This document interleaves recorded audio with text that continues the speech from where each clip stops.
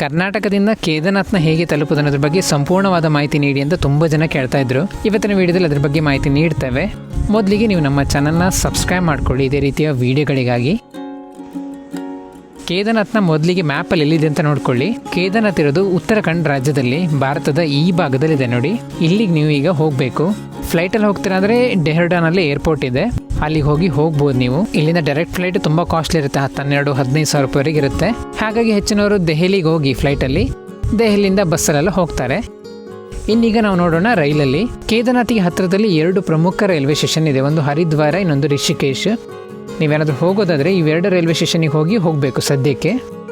ಕರ್ನಾಟಕದಿಂದ ಒಟ್ಟು 3 ರೈಲ್ಗಳಿದ್ದಾವೆ. ಆ 3 ರೈಲ್ಗಳನ್ನ ನಾವಿಲ್ಲಿ ಕೊಟ್ಟಿದ್ದೇವೆ ನೋಡಿ. ಇದ್ರ ಬಗ್ಗೆ ಒಂದು ಡೀಟೇಲ್ ಆಗಿ ಕೂಡ ಒಂದು ವಿಡಿಯೋ ಮಾಡಿದ್ದೇವೆ. ಈ ವಿಡಿಯೋ ಆದಮೇಲೆ ಅದನ್ನು ಕೂಡ ತಪ್ಪದೆ ನೋಡಿ. ಈ ರೈಲ್ಗಳ ಟಿಕೆಟ್ ಸಿಗೋದು ತುಂಬ ಕಷ್ಟ ಇರುತ್ತೆ.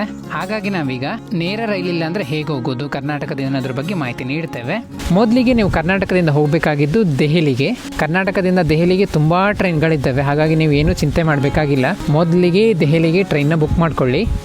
ದೆಹಲಿಗೆ ಹೋದ್ಮೇಲೆ ಹರಿದ್ವಾರ ಅಥವಾ ರಿಷಿಕೇಶಿಗೆ ನೀವು ಬಸ್ ಅಥವಾ ಟ್ರೈನಲ್ಲಿ ಹೋಗಬೇಕು. ಅದೇ ದಿನ ನೀವು ಡೇ 3ಯಲ್ಲಿ ಈಗ ನೀವು ದೆಹಲಿಯಲ್ಲಿದ್ದರೆ ಅದೇ ದಿನ ನೀವು ಹೋಗಿ ಹರಿದ್ವಾರ ಅಥವಾ ರಿಷಿಕೇಶ್ನ ತಲುಪಬೇಕು. ಬಸ್ಸಿಗೆ ಒಂದು 250-300 ರೂಪಾಯಿ ಇರ್ಬೋದು, ಟ್ರೈನ್ನಾದರೆ 150-200 ರೂಪಾಯಲ್ಲೇ ಆಗುತ್ತೆ. ನಿಮ್ಗೆ ಯಾವ ಸಿಗುತ್ತೆ ನೋಡಿ ಅದರಲ್ಲಿ ಹೋಗಿ. ಒಟ್ಟು 3ನೇ ದಿನ ನೀವು ಹೋಗಿ ಹರಿದ್ವಾರದಲ್ಲಿ ಸ್ಟೇ ಆಗಬೇಕು. ಹರಿದ್ವಾರದಲ್ಲಿ ನಾವು ಹೋದಾಗ ಇಲ್ಲಿ ಡಾರ್ಮೆಟ್ರಿ ಇದೆ, ಒಂದು ರೈಲ್ವೆ ಅವ್ರದ್ದೇ ಡಾರ್ಮೆಟ್ರಿ ಇದೆ. 12 ಗಂಟೆಗೆ 150 ರೂಪಾಯಿ 200 ರೂಪಾಯಿ ಕೊಟ್ಟಿದ್ವಿ ನಾವಷ್ಟೇ.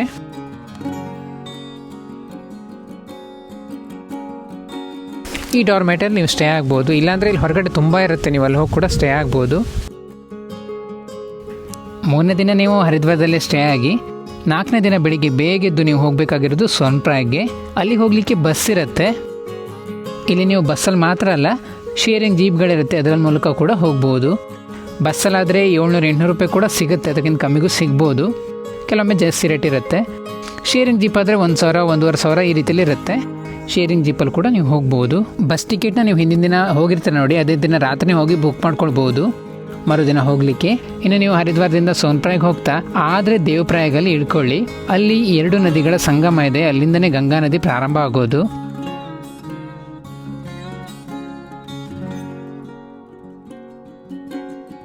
ಅಲ್ಲಿ ಅಲಕಾನಂದ ಮತ್ತು ಭಾಗೀರಥಿ ನದಿಗಳ ಸಂಗಮ ಇದೆ, ಅಲ್ಲಿಂದನೇ ಗಂಗಾ ನದಿ ಪ್ರಾರಂಭ ಆಗುತ್ತೆ. ಅದನ್ನು ಕೂಡ ನೋಡ್ಕೊಂಡು ಹೋಗ್ಬೋದು.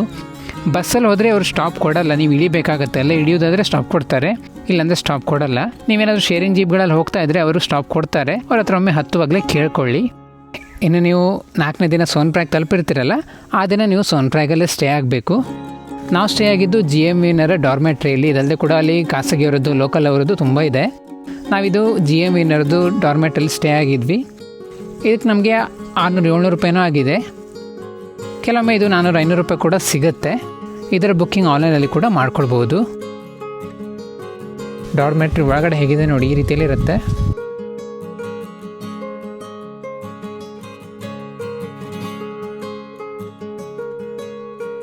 ಐದನೇ ದಿನ ಬೆಳಿಗ್ಗೆ ಬೇಗ ನೀವು ಹೋಗಬೇಕಾಗಿರೋದು ಗೌರಿಕೊಂಡ್ಗೆ. ಸೋನ್ಪ್ರಾಗಿಂದ ಗೌರಿಕೊಂಡಲ್ಲಿ ಸ್ಟೇ ಆದರೆ ನೀವು ಟ್ರೆಕ್ಕಿಂಗ್ ಪ್ರಾರಂಭ ಮಾಡ್ಬೋದು. ನೀವೇನಾದರೂ ಸೋನ್ಪ್ರಾಗಲ್ಲಿ ಸ್ಟೇ ಆದರೆ ಸೋನ್ಪ್ರಾಗಿಂದ ನೀವು ಗೌರಿಕೊಂಡ್ಗೆ ಹೋಗಬೇಕು. ಅಲ್ಲೊಂದು 5-6 ಕಿಲೋಮೀಟರ್ ದೂರ ಇರುತ್ತೆ. ಇಲ್ಲಿ ನೀವು ಶೇರಿಂಗ್ ಜೀಪಲ್ಲಿ ಹೋಗ್ಬೋದು. ಶೇರಿಂಗ್ ಜೀಪಲ್ಲಿ ಆದರೆ ಒಂದು 50 ರೂಪಾಯಿ ಆಗುತ್ತಷ್ಟೇ.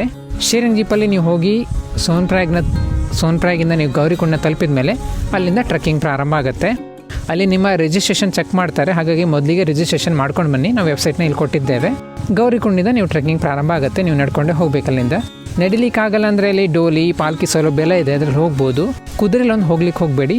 ಈ ರೀತಿಯಲ್ಲಿ ಅಲ್ಲಿಂದ ನೀವು ಗೌರಿಕೊಂಡಿಂದ ನಡ್ಕೊಂಡು ಹೋಗಿ ಕೇದಾರ್ನಾಥ್ನ ತಲುಪ್ತೀರಾ. ಇನ್ನು ಕೇದಾರ್ನಾಥ್ ತಲುಪಿದ ಮೇಲೆ ಅಲ್ಲಿ ಸ್ಟೇ ಆಗಲಿಕ್ಕೆ ಅಲ್ಲಿ ಲೋಕಲ್ಸ್ ಅವ್ರದ್ದು ಟೆಂಟ್ಗಳು ತುಂಬ ಇರುತ್ತೆ. ಕಡಿಮೆ ಕೂಡ ಸಿಗುತ್ತೆ, 500-600 ರೂಪಾಯಿಗೂ ಸಿಗುತ್ತೆ. ಕೆಲವೊಮ್ಮೆ ಇನ್ನೂ ಕಮ್ಮಿ ಕೂಡ ಸಿಗುತ್ತೆ. ಇನ್ನು ನೀವು ಆನ್ಲೈನ್ ಬುಕ್ಕಿಂಗ್ ಮಾಡ್ತೀರಾ ಅಂದರೆ GMVN ಅಂತವಿದೆ. ನಾವು GMVN ಹೇಳಿದ್ವಲ್ಲ, ಅವ್ರದ್ದು ಕೂಡ ಅಲ್ಲಿ ಬುಕ್ಕಿಂಗ್ ಮಾಡ್ಬೋದು ನೀವು ಟೆಂಟ್ಗಳನ್ನ. ಅದು ಕೂಡ 600-700-800 ರೂಪಾಯಿ ಹೀಗೆ ಸಿಗುತ್ತೆ. ಕೆಲವೊಮ್ಮೆ ಕಮ್ಮಿಗಿರುತ್ತೆ, ಕೆಲವೊಮ್ಮೆ ಜಾಸ್ತಿ ಇರುತ್ತೆ. ಸೀಸನಲ್ಲಿ ತುಂಬ ಜಾಸ್ತಿ ಇರುತ್ತೆ. ನಾವು ಹೋದಾಗ ಕೂಡ GMVನರ ಟೆಂಟಲ್ಲೇ ಇದ್ದಿದ್ದು. ಈ ರೀತಿಯಲ್ಲಿ ಇರುತ್ತೆ ನೋಡಿ ಒಳಗಡೆ. ಸ್ಲೀಪಿಂಗ್ ಬ್ಯಾಗ್ ಕೊಡ್ತಾರೆ, ಚಾರ್ಜಿಂಗ್ ಪಾಯಿಂಟ್ ಕೂಡ ಇರುತ್ತೆ ಇವರದ್ದು. ವಾಶ್ರೂಮ್ ಹೊರಗಡೆ ಇರುತ್ತೆ, ಸಪ್ರೇಟ್ ಆಗಿರುತ್ತೆ. ಈ ರೀತಿಯಲ್ಲಿ ನೀವು ಆ ದಿವಸ ಅಲ್ಲಿ 5 ದಿನ ಕೇದಾರ್ನಾಥಲ್ಲೇ ಸ್ಟೇ ಆಗಬೇಕು. 6ನೇ ದಿನ ಕೇದಾರ್ನಾಥಲ್ಲಿ ನೀವು ದೇವಾಲಯಕ್ಕೆ ಹೋಗಿ ದರ್ಶನ ಮಾಡಿಕೊಂಡು ಆದಿಶಂಕರಾಚಾರ್ಯರ ಮೂರ್ತಿ ನೋಡ್ಕೊಂಡು ಬನ್ನಿ. ಭೈರವನಾಥ ಟೆಂಪಲ್ ಇದೆ, ಅದನ್ನು ಕೂಡ ನೋಡ್ಕೊಂಡು ಬನ್ನಿ. ಮೇಲ್ಗಡೆ ಇದೆ, ನಡ್ಕೊಂಡು ಹೋಗ್ಬೇಕಲ್ಲಿ ಸ್ವಲ್ಪ. ಹೀಗೆ ಕೇದಾರ್ನಾಥ್ನ ಹತ್ತಿರದ ಸ್ಥಳಗಳನ್ನು ನೋಡಿಕೊಂಡು ಆ ದಿನ ಕೂಡ ನೀವು ಅಲ್ಲೇ ಸ್ಟೇ ಆಗ್ಬೋದು. ಕೇದಾರ್ನಾಥಲ್ಲಿ ರಿಟರ್ನ್ ಹೋಗ್ತೀರ ಅಂದರೆ ರಿಟರ್ನ್ ಹೊರಡ್ಬೋದು.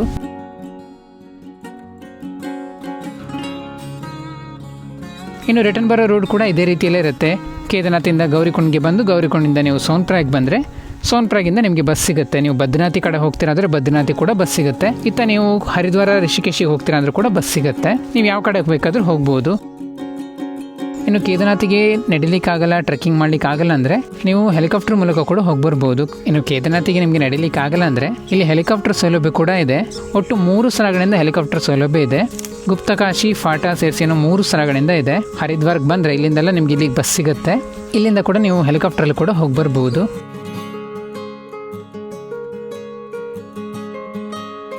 ಕೇದಾರ್ನಾಥ್ ಬಗ್ಗೆ ಇನ್ನಷ್ಟು ವೀಡಿಯೋಗಳನ್ನ ಮಾಡ್ತೇವೆ. ಮೊದಲಿಗೆ ನೀವು ನಮ್ಮ ಚಾನಲ್ನ ಸಬ್ಸ್ಕ್ರೈಬ್ ಮಾಡ್ಕೊಳ್ಳಿ. ಇದೇ ರೀತಿಯ ವೀಡಿಯೋಗಳನ್ನ ಮಾಡ್ತಾನೆ ಇರ್ತೇವೆ.